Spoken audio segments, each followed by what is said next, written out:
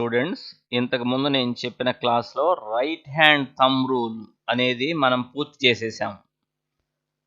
ఇప్పుడు మన టాపిక్ ఏంటి అంటే magnetic field due to A current through a circular loop. అంటే స్ట్రైట్ కండక్టర్ అయిపోయింది, ఇది సర్కులర్ లూప్ అన్నమాట. అంటే ఒక తీగ చుట్ట, దాంట్లో నుంచి కరెంట్ పాస్ అవుతున్నప్పుడు అది కూడా మ్యాగ్నెట్ లాగా బిహేవ్ చేస్తుంది. మరి దానివల్ల మ్యాగ్నెటిక్ లైన్స్ అనేవి ఎలా ఉంటాయి, అది ఇప్పుడు మన concept. We have so far observed the pattern of the magnetic field lines produced around a current carrying straight wire. ఒక స్ట్రైట్ వైర్లో కరెంట్ పాస్ అవుతున్నప్పుడు దాని చుట్టూరు మ్యాగ్నెటిక్ ఫీల్డ్ లైన్స్ ఎలా ఉంటాయి అనేది మనం ముందు క్లాస్లో చూసాం. ఇలా కదా ఉండేది మ్యాగ్నెటిక్ ఫీల్డ్ లైన్స్. ఇక్కడ అబ్జర్వ్ చేశారా మీరు?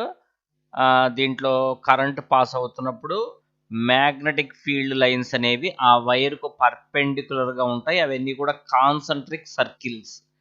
నేను దేని సంగతి చెప్పేది? ఒక స్ట్రైట్ కండక్టర్ సంగతి. How would the magnetic field lines look like?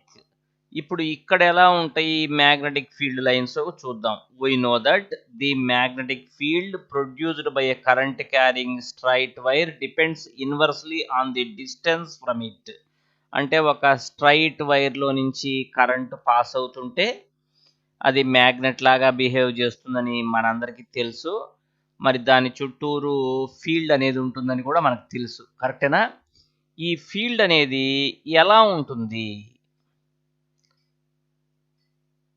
ఇప్పుడు దూరం పోయే కొద్దీ, ఈ కరెంట్ క్యారింగ్ వైర్ నుంచి దూరం పోయే కొద్దీ ఫీల్డ్ అనేది తగ్గిపోతుంటుంది. దగ్గరగా ఉన్నప్పుడు ఫీల్డ్ అనేది ఎక్కువ ఉంటుంది, అంతే కదా? We know that the magnetic field produced by a current carrying straight wire depends. Okay, ఇది చెప్పేసాను నేను.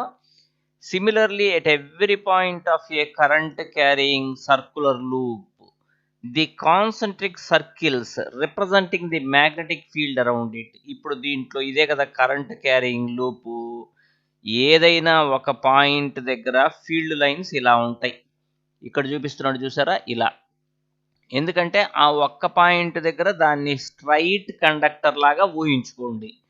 స్ట్రైట్ కండక్టర్కి ఇలానే కదా ఉండేది. సో ఇక్కడ అడిగితే ఎలా ఉంటాయంటే ఇక్కడ కూడా ఇలా ఉంటాయి. ఇక్కడ ఇదిగో ఇలా ఉన్నాయి చూడండి అన్నీ. సో ఏ పాయింట్ దగ్గర అయినా కూడా మనం చెప్పచ్చు అనమాట. అవి దూరం పోయే కొద్దీ పెద్దవైపోతాయి. అంటే ఇప్పుడు ఫర్ ఎగ్జాంపుల్ ఇక్కడ ఉన్నాయి అనుకోండి, ఫీల్డ్ లైన్స్ ఇలా ఉంటాయి. కాస్త కండక్టర్ నుంచి దూరం పోతే ఇదిగో పెద్ద ఇట్లా వస్తాయి పెద్ద సర్కిల్స్. ఇంకా దూరం పోతే ఇంకా పెద్ద సర్కిల్స్ వస్తాయి. ఇంకా దూరం పోతే ఇట్లా వస్తుంది సర్కిల్. ఓకేనా? By the time we reach at the center of the circular loop, మనం ఇక్కడ సెంటర్ దగ్గరకు వచ్చేసామనుకో, the arcs of these big circles would appear as straight lines. ఇక్కడే చూడండి, ఈ ఆర్క్ నెమ్మదిగా స్ట్రైట్ లైన్ షేప్ వస్తున్నట్టేగా. ఇంకా దీని తర్వాత ఆర్క్ ఇలా ఉంటుంది. అంటే ఉరామరిగ్గా స్ట్రైట్ లైనే కదా, దాని తర్వాత ఆర్క్ ఇలా ఉంటుంది. అంటే మధ్యలోకి వచ్చేసరికల్లా, అంటే ఈ మధ్యలో అంటే ఈ సర్క్యులర్ లూప్ సెంటర్ గుండా అక్కడ అది సర్క్యులర్ షేప్లో కాకుండా స్ట్రైట్ లైన్ షేప్లోకి వచ్చేస్తుంది అనమాట. సో ఇప్పుడు ఇది కరెంట్ క్యారీయింగ్ లూప్ కదా, దీనివల్ల వచ్చినటువంటి మ్యాగ్నెటిక్ లైన్స్ ఇప్పుడు ఇక్కడ చూపించినట్టు ఉంటాయి. అర్థమవుతుందా? అది. We know that the magnetic field produced by a current carrying wire at a given point depends directly on the current passing through it. దీంట్లో నుంచి కొంచెం కరెంట్ పాస్ అయితే వీక్ మ్యాగ్నెటిక్ ఫీల్డ్, ఎక్కువ కరెంట్ పాస్ అయితే strong magnetic field. కరెక్టేనా? మరి ఇక్కడ చాలా చుట్లు ఉన్నాయి అనుకోండి, ఎన్ టర్న్స్ ఉన్నాయి. TURNS, టర్న్స్ అంటే చుట్లు. అప్పుడు దీంట్లోంచి ఎంత కరెంటు పోతున్నట్టు అంటే, ఒక చుట్టులో I కరెంట్ అనుకోండి, ఎన్ చుట్లలో కలిపి టోటల్గా NI కరెంట్ పోతున్నట్టు, NI. అప్పుడు ఫీల్డ్ స్ట్రెంగ్త్ కూడా పెరిగిపోయింది కదా. ఒక చుట్టు ఉండేదానికంటే 10 చుట్లు ఉంటే ఫీల్డ్ స్ట్రెంగ్త్ ఎక్కువ అనమాట. Current NI పోతున్నట్టు. ఎందుకంటే ఒక చుట్టులో I అయితే మొత్తం యూనిట్లో కలిపి NI అనమాట. Okay, this is because the current in each circular turn has the same direction and the field due to each turn then just adds up. అప్పుడు ఫీల్డ్ ఎలా ఉంటుంది అంటే కరెంటు ఎన్ అయిపోతున్నది కాబట్టి ఒక ఒక లూప్ వల్ల క్రియేట్ అయిన ఫీల్డ్తో పోలిస్తే ఇట్లా ఎన్ చుట్టూ ఉన్నప్పుడు ఉండే ఫీల్డ్ ఎన్ టైమ్స్ ఎక్కువ ఉంటుంది, స్ట్రాంగ్ ఫీల్డ్ క్రియేట్ అవుతుంది అనమాట. అర్థమైందా? సో ఒక చుట్టే ఉన్నప్పుడు పరిస్థితి కంటే ఇలా ఎన్ చుట్లు ఉన్నప్పుడు ఫీల్డ్ స్ట్రెంగ్త్ అనేది ఎన్ టైమ్స్ పెరుగుతుంది. అది మనం ఇక్కడ నేర్చుకున్న విషయం. Every point on the wire carrying current would give rise to the magnetic field appearing as straight lines at the center of the loop. ఇప్పుడు ఇక్కడ మధ్యలోకి వస్తే ఇలా స్ట్రైట్గా వచ్చేస్తుంది అనమాట మ్యాగ్నెటిక్ ఫీల్డ్. ఎందుకని అంటే అన్నీ ఇటే పనిచేస్తున్నాయి. అన్నీ ఏ చిన్న ముక్క వల్ల చూసినా కూడా మ్యాగ్నెటిక్ ఫీల్డ్ అనేది ఇటే ఉంది మధ్యలో. By applying the right hand rule, it is easy to check that every section of the wire contributes to the magnetic field lines in the same direction within the loop. ఇప్పుడు ఈ మధ్యలో magnetic ఫీల్డ్ని ఎవరు create చేశారు అంటే ఈ తీగ చుట్టలో ఉండే ప్రతి చిన్న భాగం కూడా ఇక్కడ మ్యాగ్నెటిక్ ఫీల్డ్ని క్రియేట్ చేస్తుంది. ఇప్పుడు ఇది ఉందనుకో, ఫర్ ఎగ్జాంపుల్ ఈ పార్ట్ ఇక్కడ మ్యాగ్నెటిక్ ఫీల్డ్ని క్రియేట్ చేస్తుంది, ఈ పార్ట్ ఇక్కడ మ్యాగ్నెటిక్ ఫీల్డ్ని క్రియేట్ చేస్తుంది. అంటే ఈ తీగ చుట్టలో ఉండే ప్రతి చిన్న పార్ట్ కూడా ఇక్కడ మ్యాగ్నెటిక్ ఫీల్డ్ని క్రియేట్ చేస్తుంది. అన్ని ఫీల్డ్స్ కూడా ఒకే డైరెక్షన్లో ఉంటాయి కాబట్టి అవన్నీ కూడా ఒకదానికొకటి యాడ్ అయిపోతాయి అన్నమాట. అంటే రిజల్టెంట్ ఫీల్డ్ ఎక్కువ ఉంటుంది మధ్యలో. నెక్స్ట్ ఇప్పుడు దీనికి సంబంధించి ఒక చిన్న రూల్ ఉంది. This rule is also called Maxwell's cork screw rule. ఏంటి మ్యాక్స్వెల్స్ కార్క్ స్క్రూ రూల్ అనేది ఒక ఇంపార్టెంట్ రూల్ అనమాట. If we consider ourselves driving a cork screw in the direction of the electric current, then the direction of the rotation of the cork screw is the direction of the magnetic field. అంటే ఇది magnetic field ఎటు వస్తుంది అనే దానికి ఇంకొక పద్ధతి అనమాట.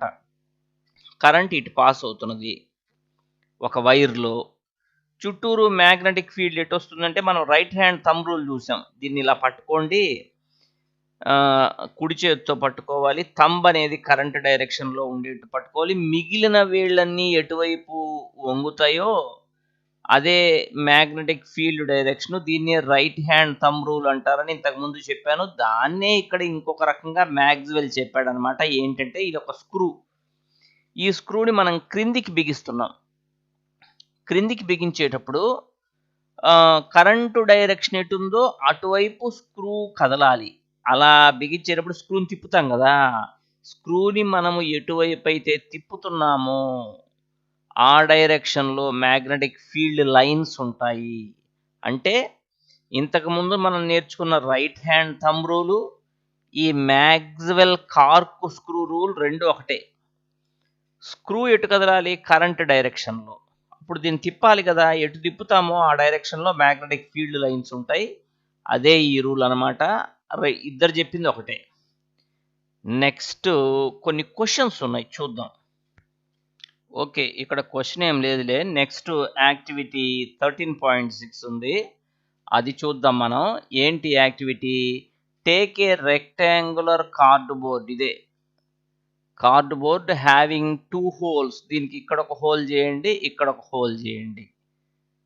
Next insert A circular coil having large number of turns through them. అంటే ఒక కాపర్ వైర్ తీసుకొని దీంట్లో ఇలా పంపించేది, మళ్ళీ ఇటు నుంచి ఇలా తీసుకొచ్చేది. అంటే కుట్టు మిషన్లో సూదిలాగా మళ్ళీ ఇలా పంపించేది, ఇలా తీసుకొచ్చేది. అంటే ఈ రకంగా మనం ఏం చేసామంటే ఒక సర్కులర్ లూప్ని క్రియేట్ చేసామన్నమాట. దాంట్లో చాలా చుట్లు ఉన్నాయి, ఎన్ టర్న్స్. అంటే ఇలా బోనిచ్చాం రాగి తీగని. ఓకేనా? రాగి తీగ యొక్క 2 చివరలు ఉంటాయి కదా, ఆ 2 చివరల్ని దేనికి కలిపామో చూడండి. ఒక బ్యాటరీకి కలిపాము, ఒక స్విచ్కి కూడా కనెక్ట్ చేసాం. బ్యాటరీ యొక్క అదే ఈ కాపర్ వైర్ యొక్క 2 ends ఉంటాయి కదా, ఇది బ్యాటరీకి స్విచ్కి కనెక్ట్ చేసాం. రియోస్టాట్ కూడా ఉంది. రియోస్టాట్ ఎందుకంటే కరెంటుని పెంచుకోవడానికి తగ్గించుకోవడానికి సర్క్యూట్లో ఒక రియోస్టాట్ కూడా ఉంది. ఇక్కడ చూపించలేదులే. Okay. Sprinkle iron filings uniformly on the cardboard. ఈ కార్డ్బోర్డ్ మీద ఐరన్ ఫైలింగ్స్ని అంటే ఇనుప రజని చల్లండి. తర్వాత ప్లగ్ ది కీ అంటే స్విచ్ ఆన్ చేయండి, కరెంట్ పాస్ అవుతుంది. అప్పుడు ఈ సర్క్యులర్ లూప్లో కరెంట్ పాస్ అవుతున్నప్పుడు ఇది మ్యాగ్నెట్ లాగా బిహేవ్ చేస్తుంది. అప్పుడు దీని చుట్టూరు మ్యాగ్నెటిక్ లైన్స్ అనేవి వస్తాయి. నువ్వేం చేయాలంటే tap the cardboard gently a few times, note the pattern of the iron filings that emerges on the cardboard. అంటే దీన్ని నెమ్మదిగా అట్లా తడుతూ ఉండు, అప్పుడు ఐరన్ ఫైలింగ్స్ అన్ని ఎగిరి పడుతుంటాయి కదా, అవి నెమ్మదిగా ఒక ప్యాటర్న్ లాగా వచ్చేస్తాయి అనమాట. ఆ ప్యాటర్న్ని అబ్జర్వ్ చెయ్యి, ఎలా ఉందో చూడండి. ప్యాటర్న్ నేను ఇందాక చూపించింది దానిలాగా ఉంది కదా ప్యాటర్న్. అంటే ఇక్కడ ఈ పార్ట్ ఉందనుకోండి, దాని చుట్టూరు ఇలా ఉన్నాయి లైన్స్. కొంచెము అది పెద్ద ఆర్క్, ఇది ఇంకా పెద్ద ఆర్క్, మధ్యలో నుంచి స్ట్రైట్గా పోయింది చూడండి. అంటే ఈ ప్యాటర్న్ కరెక్ట్గా ఇందాక నేను చూపించిన ప్యాటర్న్ లాగా ఉంటుందన్నమాట. అది దానికోసం నేను మీకు చెప్పింది. సో ఇందాక నేను ఏ ప్యాటర్న్ అయితే చూపించానో సేమ్ అదే మీకు కనిపించింది అనమాట. సో ఇక్కడ కదా మనం ఇందాక నుంచి ఎక్స్ప్లెయిన్ చేసుకుంది, అది ఇది ఒకటే. ఇక్కడేమో థియరిటికల్గా చూసాం అన్నమాట మనం ఎలా వస్తుంది అనేది. ఇక్కడ ప్రాక్టికల్గా చేసి చూసాం. మనం చేసి చూస్తే మనకి అదే వచ్చేసింది. అది చిన్న ఒక యాక్టివిటీ అనమాట. ఈ యాక్టివిటీ వల్ల మనకు తెలిసింది ఏంటంటే, ఒక సర్కులర్ లూప్లో నుంచి కరెంట్ పాస్ అవుతున్నప్పుడు ఆ సర్కులర్ లూప్ అనేది ఒక మ్యాగ్నెట్ లాగా పనిచేస్తుందని, దాని చుట్టూరా మ్యాగ్నెటిక్ ఫీల్డ్ క్రియేట్ అవుతుందని, ఆ ఫీల్డ్ లైన్స్ ఎలా ఉంటాయో మనకు తెలిసిందనమాట. ఈ ఫీల్డ్ లైన్స్ ఇక్కడ చూపించినట్టుగా ఉంటాయి. అదే ఇక్కడ వచ్చింది కూడా మనకి. ఈ ఫీల్డ్ లైన్స్ని మీరు కేర్ఫుల్గా అబ్జర్వ్ చేయండి. అది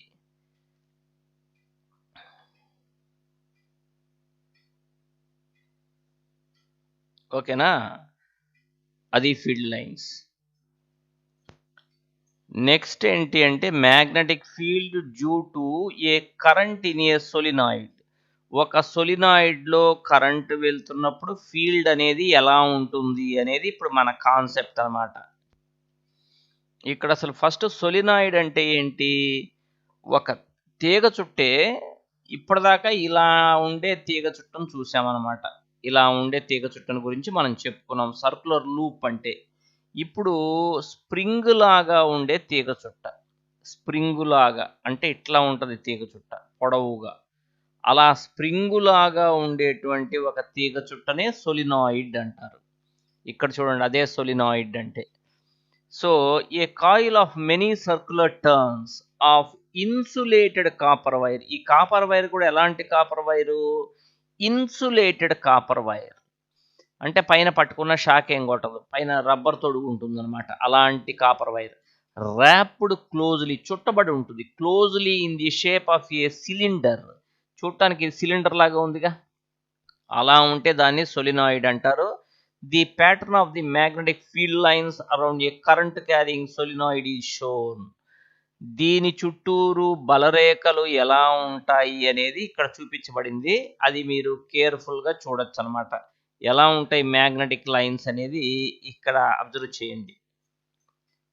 ఇవి మ్యాగ్నెటిక్ లైన్స్. ఇది కదా సోలినాయిడ్, ఇక్కడ కనిపిస్తుంది తీగ చుట్ట. ఓకేనా, అది దాంట్లో కరెంట్ పాస్ అవుతున్నప్పుడు అది ఒక మ్యాగ్నెట్ కదా. దాని చుట్టూరు ఫీల్డ్ లైన్స్ గమనిస్తే మధ్యలో ఉండి ఫీల్డ్ లైన్ స్ట్రైట్గా ఉంది. ఇవన్నీ నెమ్మదిగా ఆర్క్ లాగా వచ్చేసినాయి అనమాట. ఇలా ఉన్నాయి ఫీల్డ్ లైన్స్.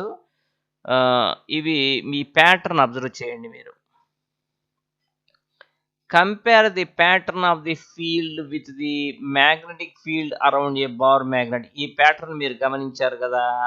మరి బార్ మ్యాగ్నెట్కి మ్యాగ్నెటిక్ ఫీల్డ్ లైన్స్ ఎలా ఉంటాయో మీకు గుర్తుందా? అది కూడా నేను మీకు చూపిస్తాను చూడండి. ఒక బార్ మ్యాగ్నెట్ వల్ల ఫీల్డ్ లైన్స్ ఇలా ఉన్నాయి మీరు చూడండి.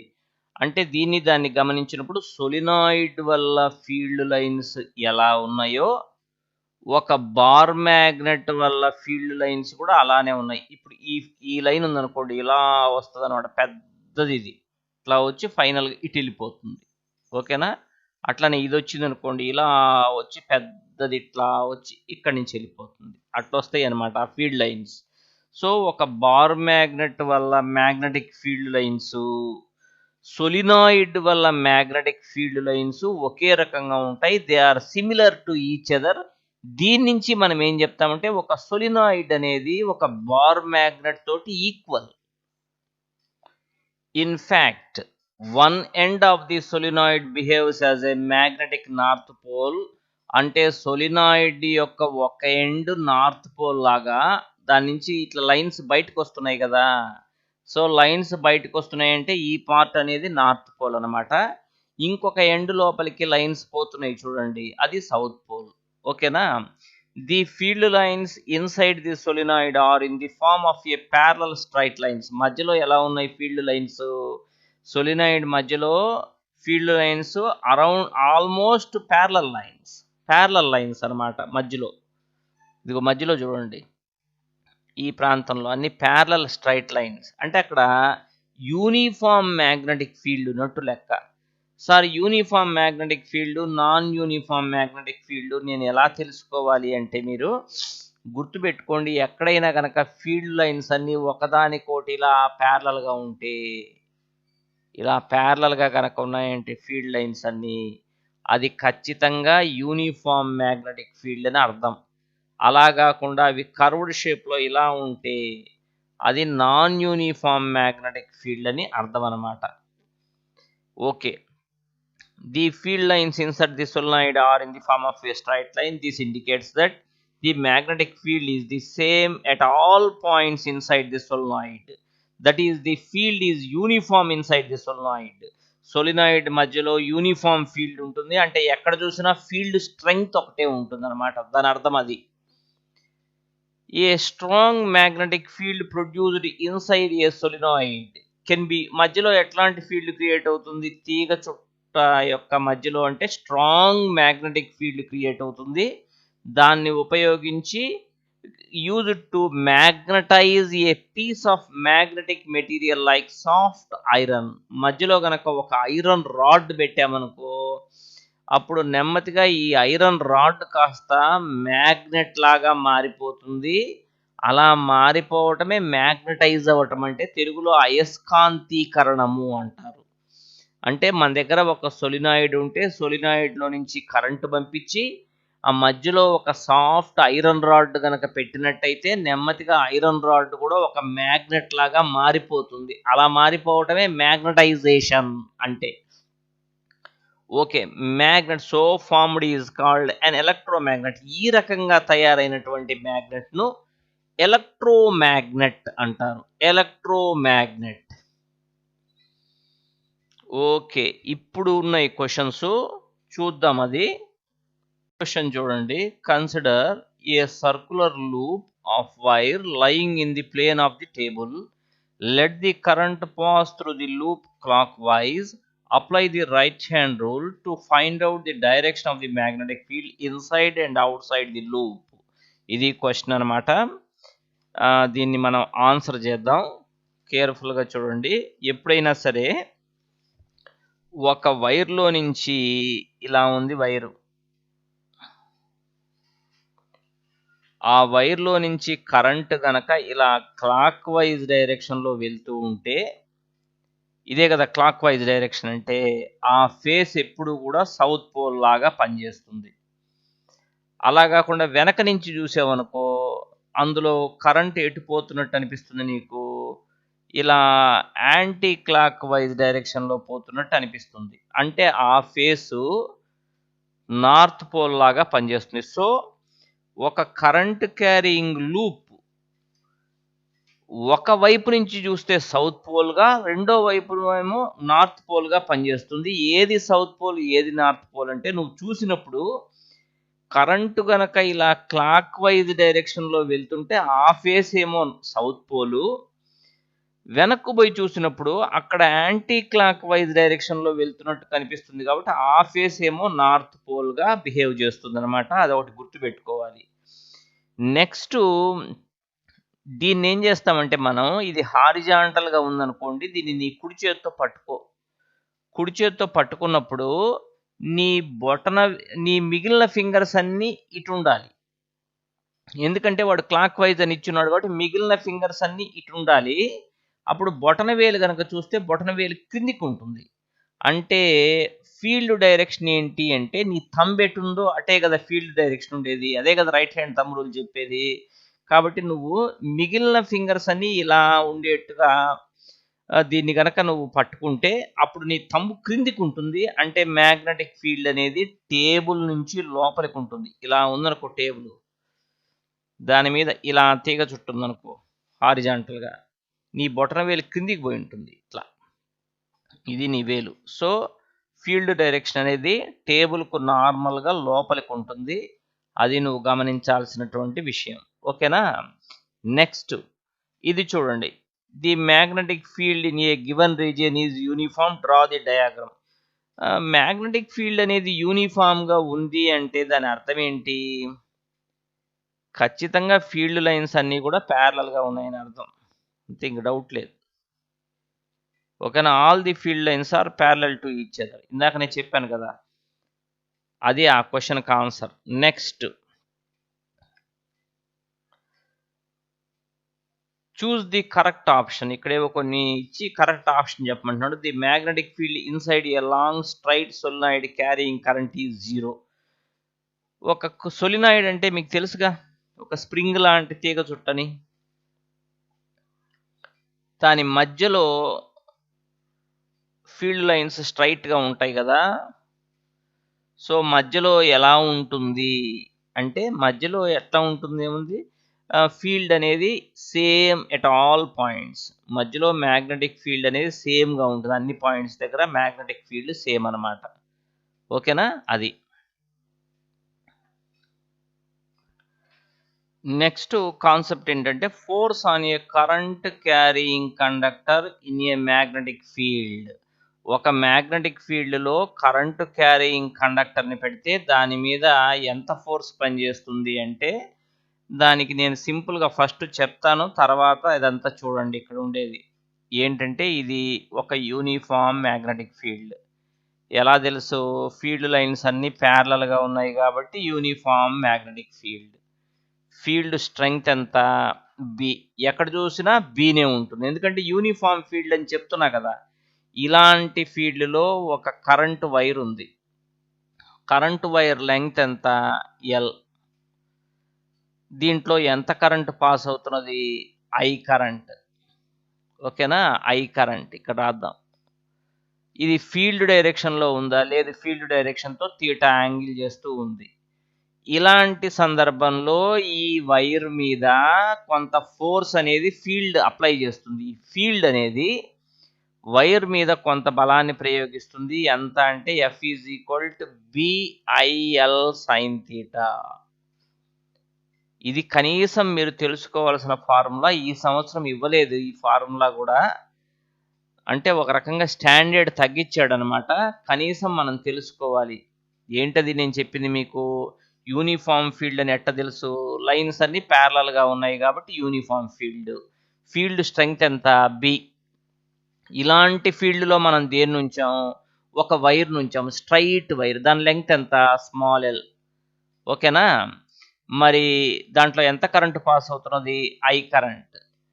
మరి అలాంటప్పుడు ఇది కరెంట్ క్యారీయింగ్ వైర్ అయిపోయింది కదా. ఈ వైర్ మీద మ్యాగ్నెటిక్ ఫీల్డ్ అనేది ఫోర్స్ను ఎగ్జర్ట్ చేస్తుంది. ఎంత అంటే F = BIL sin θ. ఓకేనా? అంత ఫోర్స్ని ప్రయోగిస్తుంది. అది మనం నేర్చుకోవాల్సింది. ఒకవేళ కనుక ప్యారలల్గా ఉంటే, అది ప్యారలల్గా ఉంటే ఎంత అండి ఫోర్సు? F = BIL. ఎందుకంటే థీటా 0 కదా ప్యారలల్గా ఉంటే. F = BIL sin 0 అంటే 0. అంటే దీని మీద ఫోర్స్ ఎప్పుడు 0? అది ప్యారలల్గా ఉన్నప్పుడు. అది పర్పెండిక్యులర్గా ఉంటే ఫోర్స్ ఎంత? F = BIL sin 90 అంటే మ్యాక్సిమం ఫోర్స్. సో sin 90 1 కదా. సో ఈ వైర్ మీద మినిమం ఫోర్స్ ఎప్పుడు? మ్యాక్సిమం ఫోర్స్ ఎప్పుడు? ఈ వైర్ కనుక ఫీల్డ్కు ప్యారలల్గా ఉంటే దాని మీద మినిమం ఫోర్సు, ఫీల్డ్కు పర్పెండిక్యులర్గా ఉంటే దాని మీద మ్యాక్సిమం ఫోర్సు పనిచేస్తాయని మనకు తెలిసిపోయింది అనమాట. ఓకే, ఇప్పుడు మనం next concept. We have learned that an electric current flowing through a conductor produces a magnetic field. అంతే కదా, ఇదే కదా ఎలక్ట్రిక్ కండక్టర్. దాంట్లో కరెంట్ పాస్ అవుతుంటే అది మ్యాగ్నెటిక్ ఫీల్డ్ని క్రియేట్ చేస్తుంది. The field so produced exerts a force on a magnet placed in the vicinity of the conductor. ఈ కండక్టర్ పరిసరాల్లో గనక ఒక చిన్న అయస్కాంతాన్ని పెడితే ఖచ్చితంగా ఆ అయస్కాంతం మీద ఇది ప్రభావాన్ని చూపిస్తుంది, బలాన్ని ప్రయోగిస్తుంది. French scientist Andre Marie Ampere ఏ టైంలో 1775-1836 మధ్యలో ఉన్నాడు అతను, suggested that the magnet must also exert an equal and opposite force on the current carrying conductor. ఎప్పుడైతే ఈ కండక్టరు చిన్న మ్యాగ్నెట్ మీద ఫోర్స్ను అప్లై చేసిందో అలానే ఆ మ్యాగ్నెట్ కూడా దీని మీద అంతే ఫోర్స్ను ఆపోజిట్ డైరెక్షన్లో అప్లై చేస్తుందని ఇతను చెప్పాడు Ampere. The force due to magnetic field acting అనే current carrying conductor can be demonstrated through the following activity. ఇప్పుడు నేను ఇంత ఫోర్స్ పనిచేస్తుందని చెప్పాను కదా, దానికి ఒక చిన్న యాక్టివిటీ చూపిస్తున్నాడు అనమాట. ఆ యాక్టివిటీ ఏంటో చూద్దాం. ఇక్కడ చూడండి, take a small aluminium rod AB. ఇదే అల్యూమినియం రాడ్, ఇది అల్యూమినియం రాడ్ అనమాట. దాని పేరు ఏంటి అంటే ఏబి. ఎంత, సమ్ 5 సెంటీమీటర్స్ లెంగ్త్ ఉండి చిన్న aluminium rod. Using two connecting wires suspend it horizontally from a stand. దీన్ని హారిజాంటల్గా సస్పెండ్ చేసాం అంటే ఇలా, ఇది హారిజాంటల్. ఇట్లుంటే వర్టికల్ నిటారుగా ఉంటాయి, ఇలా ఉంటే హారిజాంటల్, అలా వేలాడదీసాం దాన్ని. Place a strong horseshoe magnet in such a way that. ఒక హార్స్ షూ మ్యాగ్నెట్ పెట్టు. ఎలా అంటే దాని యొక్క నార్త్ పోల్ ఏమో ఈ అల్యూమినియం రాడ్ క్రింద ఉండాలి, సౌత్ పోల్ ఏమో పైన ఉండాలి. ఇలా పెట్టు, అప్పుడు ఫీల్డ్ అనేది క్రియేట్ అవుతుంది అనమాట. ఈ మ్యాగ్నెట్ వల్ల ఫీల్డ్ ఎటుంటుందంటే నార్త్ పోల్ నుంచి సౌత్ పోల్కి పైకి ఉంటుంది ఫీల్డ్. మిమ్మల్ని ఎవరైనా ఫీల్డ్ డైరెక్షన్ ఏంటి అంటే, ఫీల్డ్ డైరెక్షన్ అనేది అప్వర్డ్ డైరెక్షన్. ఎందుకని, ఫీల్డ్ ఎప్పుడు కూడా నార్త్ పోల్ నుంచి సౌత్ పోల్ వైపు కదా ఉండేది. సో ఖచ్చితంగా ఫీల్డ్ డైరెక్షన్ ఏంటంటే ఇట్లా పైకి ఉందన్నమాట. ఆ ఫీల్డ్ని క్రియేట్ చేయడానికి నువ్వు ఈ హార్స్ షూ మ్యాగ్నెట్ తీసుకొచ్చి పెట్టావు. ఆ ఫీల్డ్లో ఈ అల్యూమినియం రాడ్ ఉంది. ఓకే,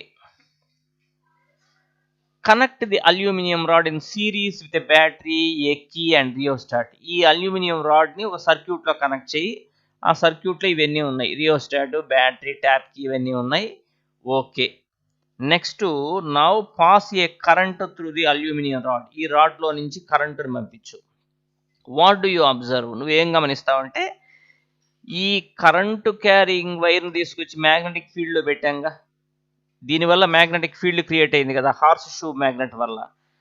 ఆ ఫీల్డ్లో దీన్ని పెట్టినట్టు అయింది కదా, ఖచ్చితంగా ఫోర్స్ పనిచేస్తుంది. F=BIL sin θ. అందువల్ల ఇది పక్కకు నెట్టబడుతుంది అనమాట. అంటే ఈ పొజిషన్లో ఉన్న అల్యూమినియం రాడ్ అటు పక్కకు జరుగుతుంది. The rod is displaced towards the left. Left అంటే ఏంటి, అటువైపు అలా జరిగిందనమాట. అర్థమవుతుందా? అది you will notice that the rod gets displaced. అది అలా నెట్టబడిందంటే దాని మీద బలం పనిచేయబట్టే, ఫోర్స్ పనిచేయబట్టే అలా జరిగిందనమాట. ఎవరు అప్లై చేశారంటే ఈ మ్యాగ్నెటే ఫోర్స్ని అప్లై చేసి దాన్ని అట్లా నెట్టింది. Reverse the direction of the current flowing through the rod. ఈ రాడ్లో ఇందాక ఏ డైరెక్షన్లో అయితే కరెంటును పంపించావో దానికి రివర్స్ డైరెక్షన్లో ఇప్పుడు పంపించు. ఇందాక అటు డిస్ప్లేస్ అయింది కదా, ఇప్పుడు ఇటు డిస్ప్లేస్ అవుతుంది, రైట్కు డిస్ప్లేస్.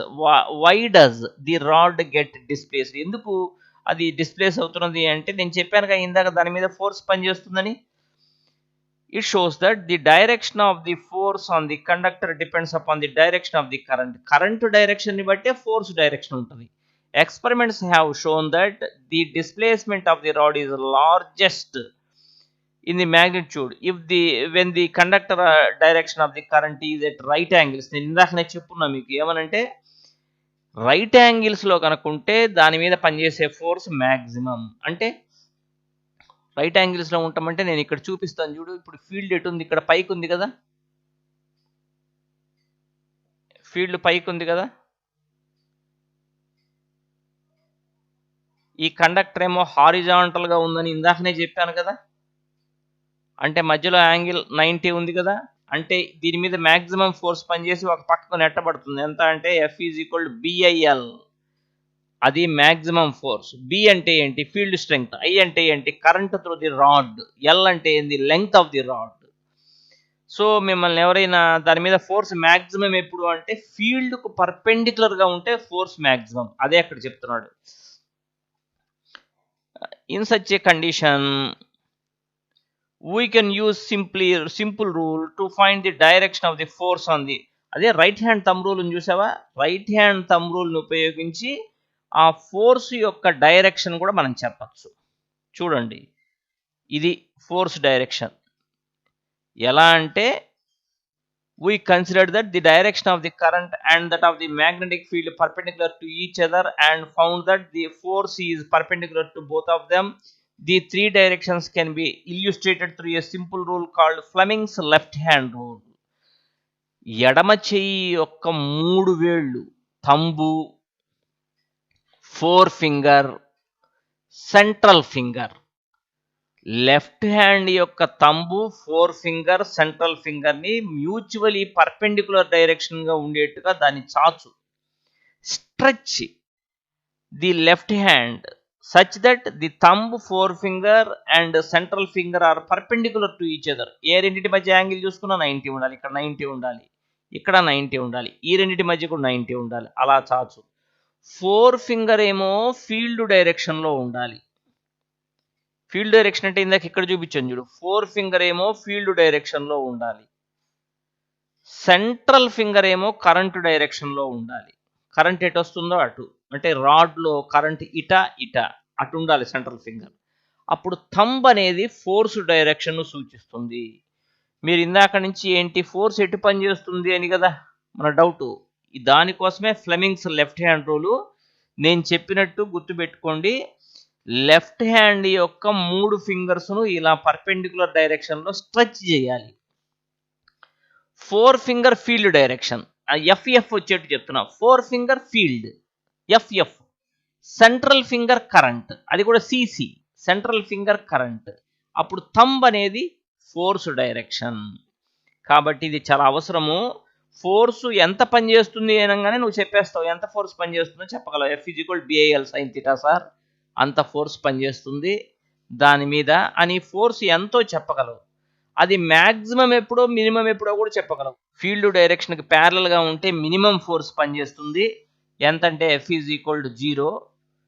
అదే ఫీల్డ్ డైరెక్షన్కి అది కనుక పర్పెండిక్యులర్గా ఉంటే ఆ రాడ్, అప్పుడు దాని మీద మ్యాక్సిమం ఫోర్స్ పనిచేస్తుంది, ఎంతంటే ఎఫ్ ఈజ్ BIL అని చెప్పగలవు. ఓకే, ఫోర్స్ చెప్పాం. ఫోర్స్ డైరెక్షన్ ఏంటి? ఫోర్స్ డైరెక్షన్ చెప్పాలంటే ఫ్లెమింగ్స్ లెఫ్ట్ హ్యాండ్ రూల్ కావాలి. అదేంటంటే ఇప్పటిదాకా చెప్తూనే ఉన్న లెఫ్ట్ హ్యాండ్ యొక్క 3 ఫింగర్స్ను మ్యూచువల్లీ పర్పెండిక్యులర్ డైరెక్షన్స్లో స్ట్రెచ్ చేయి. Fore finger field direction, central finger current direction సూచించేట్టుగా పట్టుకో. అప్పుడు థంబ్ ఎటు ఉంటుందో అటువైపు ఫోర్స్ పనిచేస్తుంది. ఇది నువ్వు జాగ్రత్తగా 1-2 సార్లు టెస్ట్ చేసి చూసుకోవాలి. అకార్డింగ్ టు దిస్ రూల్ నేను చెప్పేసా ఇదంతా. Devices that use current carrying conductors and magnetic fields include electric motor, electric generator, loudspeakers, microphones and measuring instruments. In the next few sections we shall study about electric motors and generators. ఇవే ఈ field, electric field, తర్వాత magnetic field, వీటి మీద పనిచేసే instruments కొన్ని ఉన్నాయి. అదే electric motor, electric generator, loud speakers, microphones, measuring instruments, వీటిని గురించి మనం తర్వాత తెలుసుకుంటామని ఇక్కడ రాశాడు. కానీ యాక్చువల్గా ఓల్డ్ టెక్స్ట్లో అయితే ఎలక్ట్రిక్ మోటార్ ఎట్ట పనిచేస్తుంది, ఎలక్ట్రిక్ జనరేటర్ ఎట్ట పనిచేస్తుందో ఓల్డ్ టెక్స్ట్ బుక్లో అయితే ఇచ్చున్నాడు. 7 సిలబస్ని ఇంకా డౌన్ చేసేసి అవి తీసేశారు. కాబట్టి అవి మీరు హయ్యర్ క్లాసులో నేర్చుకుంటారనమాట. ఈ రూల్ అయితే ఇంపార్టెంట్. ఓకేనా? వీటిని గురించి మోటార్ అంటే ఏంటి, జనరేటర్ అంటే ఏంటి, ఎలా పనిచేస్తుంది, మైక్రోఫోన్స్ ఎలా, ఇవన్నీ తర్వాత నేర్చుకుంటారు మీరు. ఇక్కడ వచ్చిన example, an electron enters a magnetic field at right angles to it. ఇది మ్యాగ్నెటిక్ ఫీల్డ్. ఎందుకంటే ఫీల్డ్ లైన్స్ ఎటు ఉంటాయో అటే ఫీల్డ్ ఉన్నట్టు. ఆ ఫీల్డ్కు పర్పెండిక్యులర్గా ఎలక్ట్రాన్ ఎటు పోతున్నది. ఓకేనా? ఎలక్ట్రాన్ ఎటు పోతున్నదో దానికి ఆపోజిట్ డైరెక్షన్లో కరెంట్ ఉన్నట్టు లెక్క. అదొకటి చాలా ఇంపార్టెంట్. సో కరెంట్ ఎటు ఉంది అంటే ఆపోజిట్ డైరెక్షన్లో ఉన్నట్టుగా ఊహించుకోండి. సో కరెంటు డైరెక్షన్ని నేను ఇటు చూపిస్తా. ఇది కరెంట్ డైరెక్షన్. ఎలక్ట్రాన్స్ ఎటు పోతున్నాయో దానికి ఆపోజిటే కరెంట్. ఓకే.